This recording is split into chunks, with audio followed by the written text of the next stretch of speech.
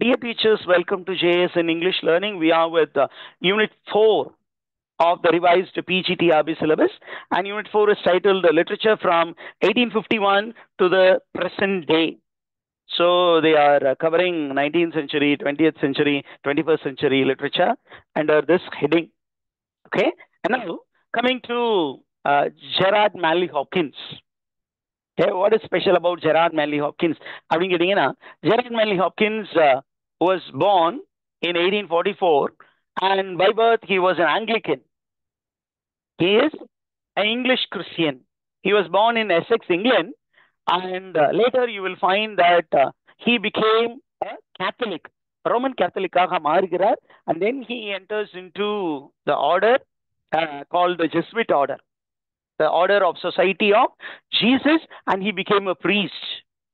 And what is special அப்படின்னு கேட்டீங்கன்னா Gerard மான்லி Hopkins உடைய கேரக்டர்ல ஸ்பெஷல் என்ன அப்படின்னா he was a poet and he was a painter.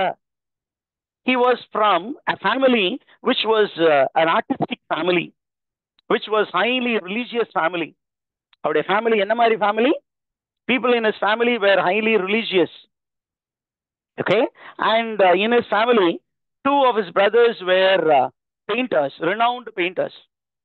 ரெண்டு பேர் பெயிண்டர்ஸா இருந்தாங்க, and his father was a novelist. He wrote a novel, but it was unpublished novel, and many of his family members or close relatives were artists. அவங்களாம் எல்லாமே அந்த art பேக்ரவுண்ட்ல இருந்து வந்தவர். Okay, அதுக்கப்புறம் நமக்கு பார்த்தீங்கன்னா ரொம்ப இன்ட்ரெஸ்டிங் என்ன அப்படின்னு கேட்டீங்கன்னா he had a spiritual crisis, and because of the spiritual crisis, he converted himself from Anglican faith to Roman Catholic faith. Okay, he went to study at Oxford University, and then he had that spiritual crisis, and he was guided by a very famous cardinal by name Cardinal John Henry Newman. You will come across his name, Cardinal Newman, when you speak about Oxford movement. Oxford மூமெண்ட்னு ஒரு movement இருக்கா, religious ரிவைவலை பத்தி ஒரு movement. அந்த மூமெண்ட்ல chief figure was cardinal John Henry Newman, who wrote a very famous lyric, lead kindly light amidst the encircling gloom, lead thou me on, the night is far and I am far from home. அவரும் பாத்தீங்கன்னா by birth he was Anglican. He underwent a crisis filled situation in spirituality, and he converted himself into a Roman Catholic. அவரும் Roman Catholic ஆனதுக்கு அப்புறம் he became a priest, he became a bishop, he became an archbishop, and then he became a cardinal of the Catholic Church. அப்படிப்பட்ட ஒருவரின் வழிகாட்டுதலில் இவரும் என்ன பண்ணாரு, இவரும் Jesuit priest ஆயிட்டார். He entered into the order of Society of Jesus founded by Saint Ignatius of Loyola. And பாத்தீங்கன்னா after entering into that order, Society of Jesus, which was known for its military discipline. ஏன்னா நீங்க founder வந்து Ignatius of Loyola was basically a soldier. He was from the aristocratic background, he was from the military background. அப்ப என்ன பண்ணாரு, the military discipline was also very much focused in religious life. அங்க பாத்தீங்கன்னா என்ன பண்ணாங்க அப்படின்னு கேட்டீங்கன்னா this man was following all the rules and regulations, but there was something in him which was not of a priest. என்ன அப்படின்னா writing poetry, and writing poetry என்ன sir ஒரு ப்ராப்ளம் ஒரு priestக்கு அப்படின்னா poets or have a lineage to resort to sensuousness and sensual description. ரொம்ப அதிகமாக அந்த உணர்வு நிலைகளில் லயிக்க வேண்டியது இருக்கும். அது எதற்கு எதிராக போகும் அப்படின்னு சொன்னீங்கன்னா உங்களுடைய ஆன்மீக வாழ்விற்கு எதிராக போகும். ஏன்னா ரொம்ப எரோட்டிக் டெர்மினாலஜி யூஸ் பண்ணி போயிட்டுலாம் எழுத வரும். அப்போ மைண்ட் வந்து ஃபுல்லா அந்த எரோட்டிக் கான்செப்ட்ஸ்ல ஒருவேளை டிவியேட் ஆச்சுன்னா you will be away from your spiritual life and religious life. அதனால அவருக்கு கொஞ்சம் ஆர்டருக்குள்ளரையும் கொஞ்சம் பிரச்சனை இருந்தது அப்படின்னு இருக்கு. From his England he went to Ireland, where he was there in formation, and later he started working, and then என்ன பண்ணாரு அப்படின்னு கேட்டீங்கன்னா, he wrote several masterpieces, and two important poems that we know is, one is Windover, the other one is God's Grandeur. And this poem, God's Grandeur, okay, is a very simple poem which reflects on the greatness of God, which is found in nature.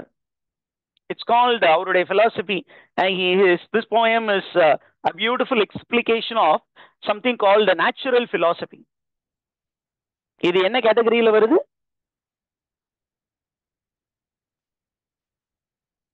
It speaks about natural philosophy.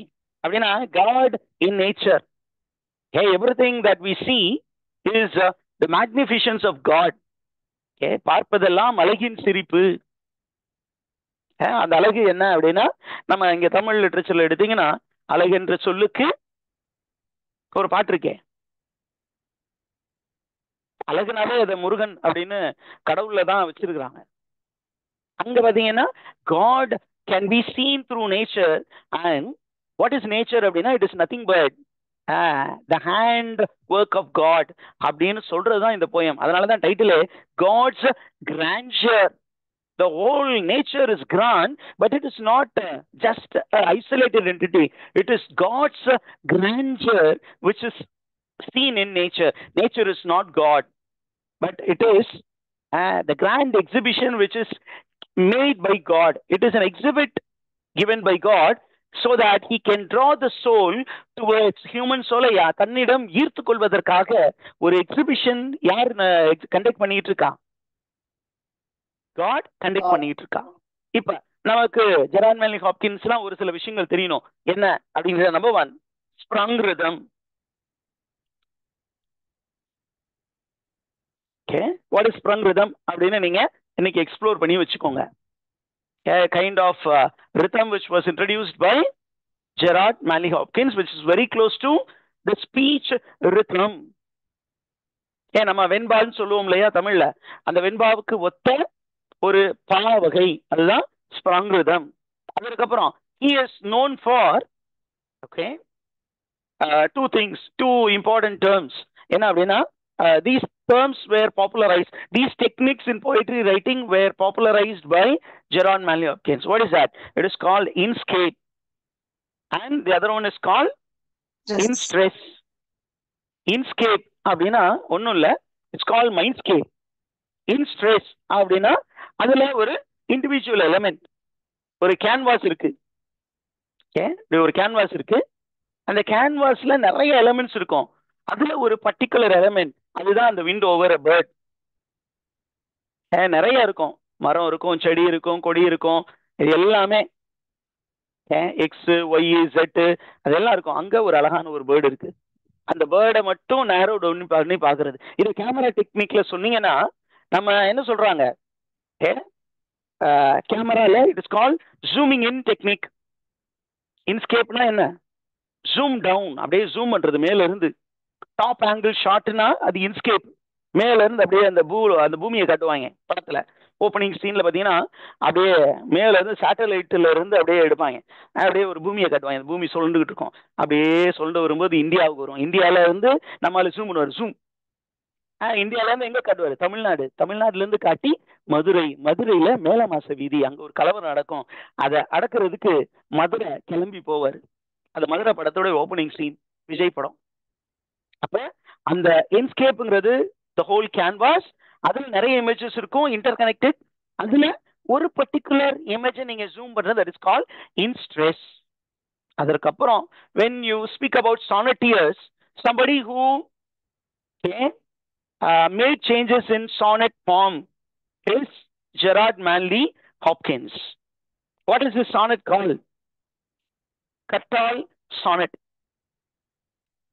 It is called Kattal sonnet. கேள்விப்பட்டிருக்கீங்களா teachers? Yes, sir. Have you come across Kattal sonnet? What is Kattal sonnet? Any idea? 11 lines, I think, sir. 11 lines. Okay, it's a contracted version of the traditional poetic lines. அதை இந்த உலகத்திற்கு கொடுத்தவர் யாரு? அப்படின்னு சொன்னீங்கன்னா it is Gerard Manley Hopkins. அப்ப இது எல்லாமே நமக்கு கொஸ்டினா கேட்கலாம். இது எனக்கு தெரியாது சார், எங்க வாத்தியார் சொல்லி கொடுக்கல, நாளைக்கு சொல்லிடாதீங்க. Are you there, teachers? Yes, sir. And there is another sonnet, which is very popular. I don't think this was with him, but நீங்க தெரிஞ்சு வச்சுக்கோங்க. ஆனா இவரோட கனெக்ட் ஆனது கிடையாது. The name of the sonnet is Caudet Sonnet. Caudat.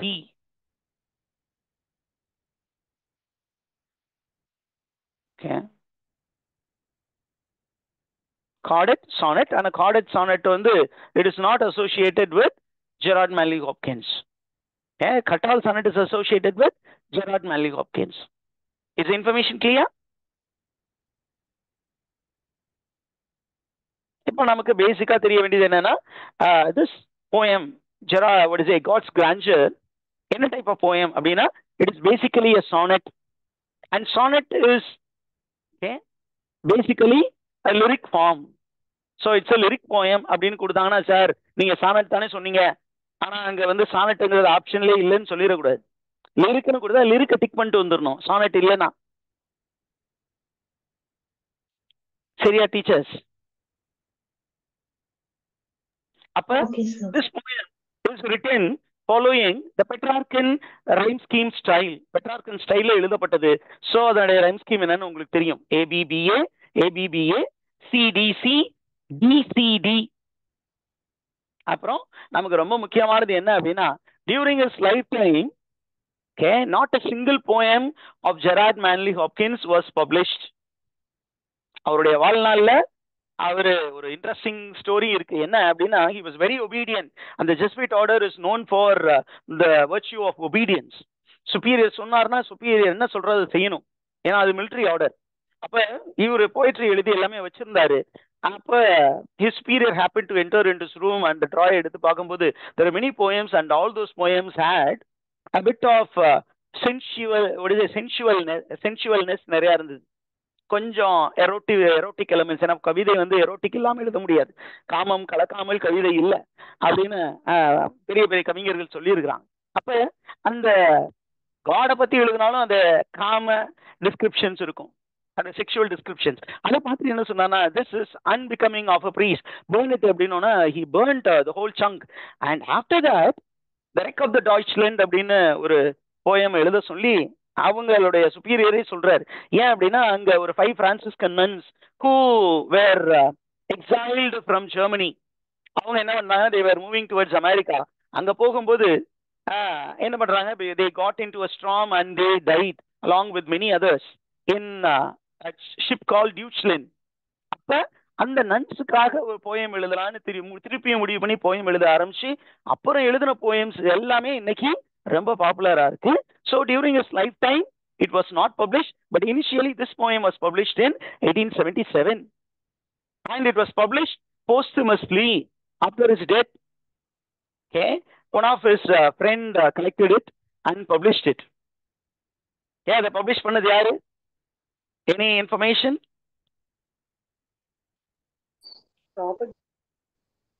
Robert Simmer Bridges. That is a friend. He was the one who collected all these poems and published it. He was a publisher and a friend. அவர் தான் என்ன பண்ணாரு, இவருடைய poem எல்லாத்தையுமே எடுத்து பப்ளிகேஷனுக்கு கொண்டு வந்தாரு, and the world came to know about this man. Now let's get into the poem. என்ன அப்படின்னு கேட்டீங்கன்னா, this poem, God's Grandeur, speaks about the love that God had for the world. கடவுள் இந்த உலகை எவ்வளவு தூரம் அன்பு செய்தார், அந்த அன்பு செய்யக்கூடிய அந்த உலகத்தை காப்பாத்துறதுக்கு அவர் என்னெல்லாம் வேலை செய்யறாரு அப்படிங்கிறதா இங்க போயமே. ஓப்பனிங்லேயே பாருங்களேன், ரொம்ப அழகா. நான் வந்து I am not going to take the other things, but நம்ம என்ன பண்ண போறோம் அப்படின்னா, ஒரு முக்கியமான ஒரு பைபிள் கோட்டை மட்டும் பார்க்குறோம். some critics say that this poem drew inspiration from the book of Romans in the New Testament, chapter 1:20. For since the creation of the world, God's invisible qualities, his eternal power and divine nature have been clearly seen, being understood from what has been made, so that man are without excuse. Man cannot say, கடவுளை என்னால பார்க்க முடியல, ஏய் திரும்பி சுத்தி பாடுறா. எல்லாமே கடவுள் படைத்த விஷயம், உனக்காக கடவுள் படைத்து வைத்திருக்கிறா, அதை நீ வீணாக்கிடக்கூடாது. அப்ப எனக்கும் கடவுளுக்கும் சம்மந்தம் இல்லைன்னு சொல்லாத. எல்லாமே சுத்தி இருக்கிறது எல்லாமே கடவுள் உனக்காக ஒரு எக்ஸிபிஷன் வச்சிருக்காரு. இந்த எக்ஸிபிஷனை பார்த்துட்டு அந்த எக்ஸிபிஷனை கடந்து இருக்கக்கூடிய அந்த கடவுளை நீ சென்றடைய வேண்டும். ஓகேவா? Now we go into the first line. Look at the first line. The world is charged with the grandeur of God. அழகா சொல்றார். The whole nature is charged with God's greatness. Grandeur na enna? Greatness.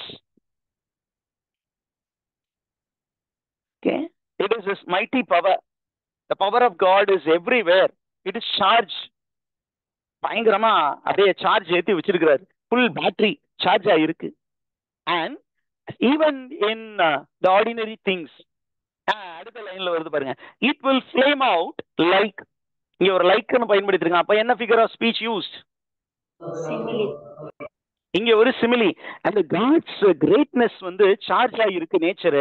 அதை எதுக்கு ஒப்பிடுறாரு பாருங்க. It will flame out like shining from shook foil. shook foil aluminium foil. இந்த aluminium foil நீங்க பகல் நேரத்துல இப்படி காட்டினீங்கன்னா என்ன ஆகும்? என்ன ஆகும்? It will reflect. Am I right, teachers? What gets reflected? God's grandeur gets reflected in the nature that you see around. நீ சுத்தி பார்க்கிறது எல்லாமே கடவுளுடைய அந்த கிரேட்னஸ். அது என்ன தெரியுது? நல்ல தெளிவாவே எல்லாருக்குமே தெரியுது அப்படின்னு நமக்கு அழகா சொல்றார். Okay, so this is the first analogy. Are you there, teachers? Are you following? Number 2, the nature of God's love. என்ன ஆகுது? செகண்ட் அனாலஜி பாருங்க. அனாலஜி, ஃபர்ஸ்ட் அனாலஜி God உடைய magnificence is shining like shook foil. அந்த shook பாயில இருந்து அந்த நெருப்பு வரும். அந்த நெருப்பு கண்ணை ரொம்ப பறிச்சிடும். அந்த மாதிரி நீ பார்க்க பார்க்க கடவுளுடைய பவர் உனக்கு இன்னும் அதிகமா தெரிய வரும் அப்படிங்கிறார். ரெண்டாவது analogy for God's love. Second analogy, அங்கேயும் ஒரு சிமிலி கொடுக்குறாரு. என்ன அப்படின்னா, it gathers to a greatness like the ooze of oil crush. நீங்க ஒரு கேனை என்ன கேன் இருக்கு, அதை கிரஷ் பண்ணிட்டீங்கன்னா drop by drop drop by drop ஊத்துச்சுன்னா அது என்ன ஆகும்? It will become a very big puddle. இன்னைக்கு ஒரு ஷிப் கடல்ல ரெண்டா உடஞ்சிருச்சு உக்ரைனுக்கு பக்கத்துல. உக்ரைன் பக்கத்துல தானே டீச்சர்ஸ் நியூஸ் படிச்சீங்கல்ல? So the whole oil tank has broken and it is there in this ocean and it is a very big threat to the marine beings. நம்ம நியூஸ்ல படிக்கிறோம். என்ன அர்த்தம்னா, லைட்டா ஒரு சின்ன ஓட்டம் இருந்தாவே அது அப்படியே ஸ்ப்ரெட் ஆகும். அது மாதிரி நேச்சரை நீங்க ரொம்ப க்ளோஸா போனீங்கன்னா you will try to understand the greatness of God and you will understand the love of God that God has for you. கடவுள் எப்படிப்பட்டவர்? He is loving. He wants the soul, human soul, to come back to him. ஆனா மனுஷன் என்ன பண்றான்? He is indifferent. Are you there? Did you understand the teachers? Human beings எப்படி இருக்காங்க?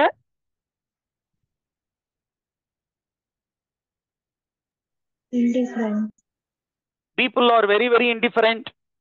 People are indifferent to God's love. What are they doing? God has given a gift to human being. Nature is a gift through which he can get back to God. ஆனா மனுஷன் என்ன பண்ணிட்டான்? அழகா ஒரு rhetorical question பண்றாரு. Why do men then now not wreck his rod? பயமே இல்லாம அந்த நேச்சரை அழிச்சுக்கிட்டு இருக்கான். So here Gerard Manley Hopkins is speaking against materialistic pursuit of human beings. Why he is against material pursuit of human beings? Because when you are going after material benefit, what are you actually doing? You are damaging nature. நேச்சரை அழிச்சுக்கிட்டு இருக்கான். இப்படி அழிக்கும் போது அவனுக்கு பயமே இல்லாம போச்சு கடவுள் மீது. இங்க இருக்கு பாருங்க ஒரு அழகான சின்னபக்கி. Why do men now not wreck his rod? Correct அப்படின்னா why are they not afraid of his rod? ஏன் அப்ப what is the image of God that is given here? கடவுளை என்ன மாதிரி ஒரு இமேஜ் கொடுக்குறாருங்க? who will use a rod? rod அப்படிங்கும்போது ruler. God as a task master. உன்னை பார்த்துக்கன்னு தானே சொன்னேன். நீங்க பைபிள் எடுத்தீங்கன்னா what is the job that is given to Adam and Eve? They were supposed to be the steward of the garden. They were supposed to be gardeners. அந்த garden of ஈடனை பார்த்துக்கணும்னு சொல்லி அவங்களுக்கு ஒப்படைச்சது metaphorically it is to all human beings. We are supposed to preserve nature but we are destroying it. அப்ப நம்ம destroy பண்ணும்போது கடவுள் என்ன பண்ணுவாரு? தடி எடுத்து மண்டார்னு தலையில போடுவாரு. அந்த பயம் இல்லாம போச்சு. The present generation does not fear God. Now he is going to speak how human beings have destroyed nature through which they can easily understand God. எப்படி இருக்காங்களா? Generations have trod. Look at the word repetition. என்ன use பண்ணிருக்காங்க? Have trod. It's a beautiful example of anaphora. என்ன literary device teachers? repetition சொல்லலாம், anaphora-வும் சொல்லலாம். Have trod. Trod here refers to what? இது என்ன டிவைஸா நம்ம பயன்படுத்தலாம்? யோசிச்சு சொல்லுங்க. act of walking. லெக்கோட இல்ல, act of walking தான் இங்க பயன்படுத்திருக்காங்க. லெக் அதனால ஹியூமன் பீயிங்ஸ் சொல்லக்கூடாது. trod means walking, damaging. Generations have damaged. It is metonymy that is used here. metonymy. Okay, மிதிச்சிட்டாங்க. generations, again another metonymy. Okay, generations refer to நம்ம ஏற்கனவே சொன்னோம் இல்லையா? Okay, இத generationsங்கிறத நம்ம என்னன்னு சொன்னோம். generation here refers to people. Okay, several group of people.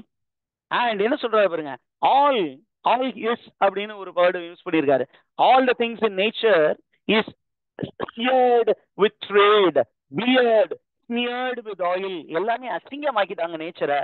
smeared with trade அப்படின்னா because of doing trade we have taken the most vital things from nature. இப்போ பூமியில தண்ணி எடுக்கணும், மினரல் வாட்டர், அதுக்கு என்ன பண்றோம்?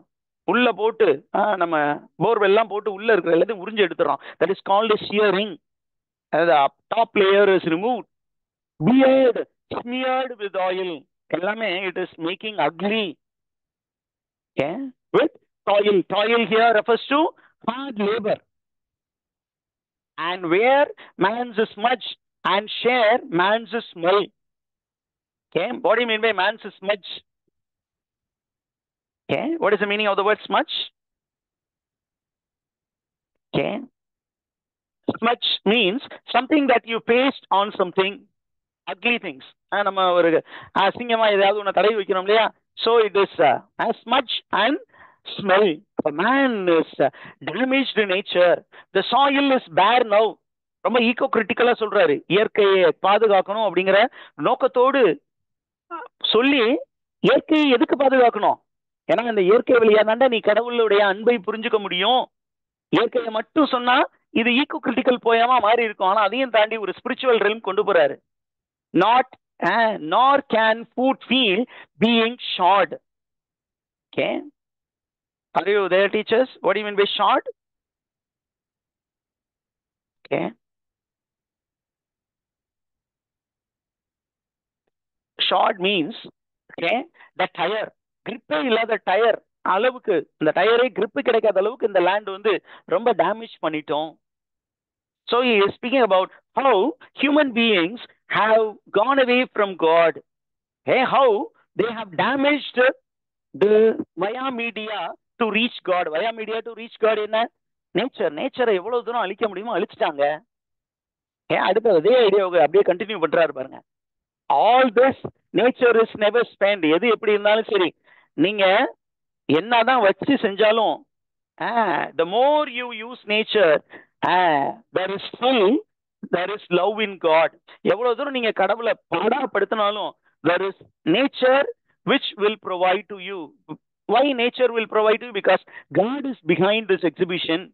He all the time comes for you. There lives the dearest freshness deep below things.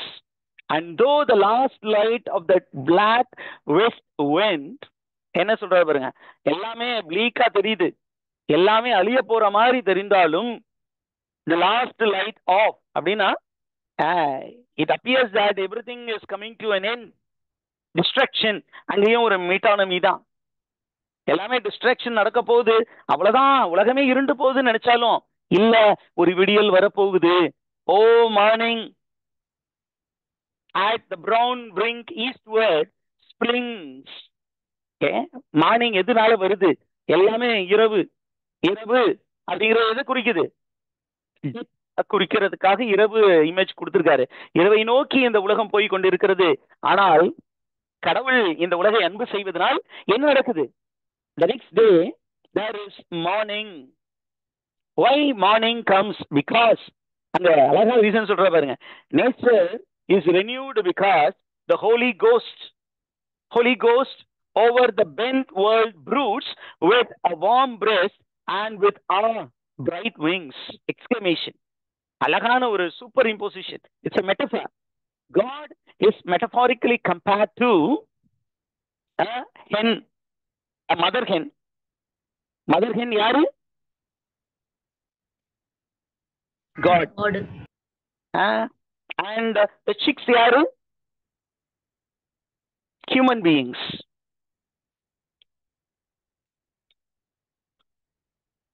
அப்ப இந்த மதர் ஹென் வந்து இந்த சிக்ஸை வந்து பாதுகாத்து அதுங்களுக்கு தேவையான விஷயம் எல்லாமே கொடுக்கிற மாதிரி the Holy Ghost here is again a Christian term, a reference, an allusion கூட எடுத்துக்கலாம். It's an allusion to the third person of the Holy Trinity, Christian allusion, the reference to the Holy Spirit. ஏன்னா Jesus Christ came into the world, and when he when he was about to leave the world, he promised his disciples that he will send a guardian spirit, a spirit which will make everything known to you. And the spirit யாரு? Holy Ghost. And the Holy Ghost அப்படின்னா நார்மலா அதை ஒரு நீங்க Christian அந்த போர்ட்ரைட்லாம் பாத்தீங்கன்னா ஒரு டோவ் white கலர்ல பறக்கிற மாதிரி காட்டியிருப்பாங்க, பார்த்திருக்கீங்களா? So like a motherly figure, this mother, so the young ones are going astray, it is very very patient towards human beings. அவங்கள அட்ராக்ட் பண்றதுக்கு என்ன பண்ணுது? திருப்பியும் நேச்சரை ரினியூ பண்ணி ஒரு எக்ஸிபிஷன். வாங்கடா செல்லவங்களா, உங்களுக்காக தாண்டா இதெல்லாம் வச்சிருக்கிறேன், வாங்க வாங்க அப்படின்னு அந்த சோலை தன்னை நோக்கி கடவுள் ஈர்த்து கொண்டு இருக்கிறார். So nature is exhibition which is created by God. It is called God's grandeur. அப்படின்னா what is the meaning of the word grandeur? ஏற்கனவே சொல்லியிருக்கேன். Grandeur means greatness. Okay, the quality of being large and impressive, very impressive.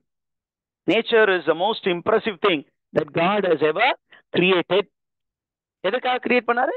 He wants to draw the soul towards himself, but the soul is running after material prosperity. திருப்பியும் தன்னிடம் கொண்டு வர வைக்கணும்னு நினைக்கிறார். அவ்வளவுதான். That's the poem, teachers. Do you have any questions?